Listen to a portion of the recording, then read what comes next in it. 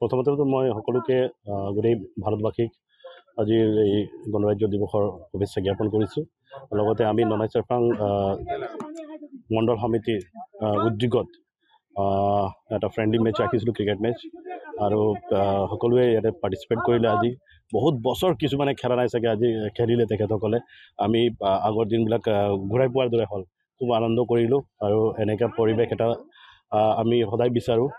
আৰু খেলবোৰৰ লগত, ক্ৰীড়াৰ লগত জড়িত হৈ থাকিলে আমি অবভিয়াছলি আমাৰ মনবোৰ যেই কেইঘণ্টা আমি খেলৰ লগত জড়িত আছিলোঁ, আমি গোটেইখিনি ষ্ট্ৰেছ, গোটেইখিনি টেনশ্যন সকলো পাহৰি গৈছিলোঁ। আৰু যিও অলপ মানে মনটো বেলেগ এটা ফূৰ্তি পাইছিলোঁ।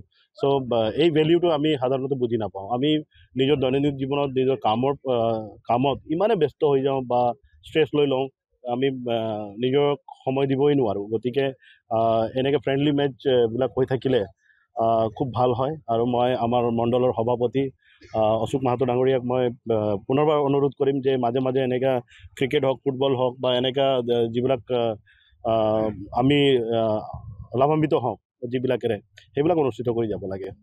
খেলত হৰজিকা থাকে, হাৰি কেনেকুৱা লাগিল? অৱশ্যে আমাৰ আগতো আমি যেতিয়া খেলি আছিলোঁ তেতিয়াও হাৰাৰো আমাৰ টেষ্ট আছে আৰু জিকাৰো টেষ্ট আছে। গতিকে আজি অবভিয়াছলি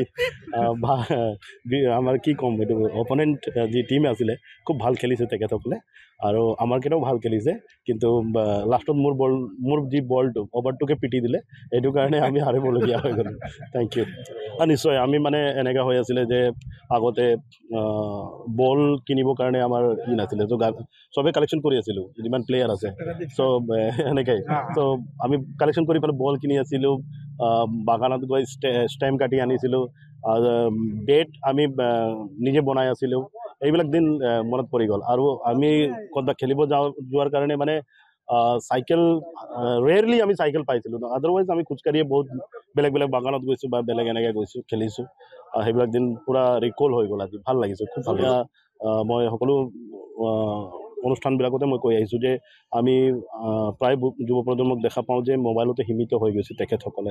গতিকে ফিল্ডত যে কিমান এটা মজা আছে বা আমি যে কিমান মাল্টিপল বেনিফিট আছে খেলিলে, এইটো কথাটো আমি যেতিয়া গ্ৰাউণ্ডত নামোঁ তেতিয়াহে বুজি পাওঁ। গতিকে আজি মই নিজে অনুভৱ কৰিছোঁ যে আমি কিমান ভিতৰৰ পৰা উইক হৈ গৈছোঁ আমি ফিল্ডত নাথাকাৰ কাৰণে। গতিকে এইটো ইনস্পিৰেশ্যন বেলেগকতো কেনেকুৱা লাগিছে মই হয়তো ক'ব নোৱাৰিম, কিন্তু মোক এনেকুৱা অনুভৱ হৈছে যে মই এটলিষ্ট হাফ এন আৱাৰ হওক বা এঘণ্টাই হওক মই নিজৰ শৰীৰক দিব লাগে। কিয়নো মই আজি ফিল কৰিছোঁ যে মই আগতকৈ কিমান মানে উইক হৈছোঁ। আমি খুব কম সময়ৰ ভিতৰতে হয়তো হাতীগড় বা এই অৰঙাজুলি ফিল্ডতে আমি যেতিয়া মিনি ষ্টেডিয়াম পাম আৰু আমি এটা এনভাইৰনমেণ্ট তেনেকৈ বনাই ল'ম। যিকোনো খবৰৰ বাবে যোগাযোগ কৰক 7099017330 লগতে 7099017110 নম্বৰত।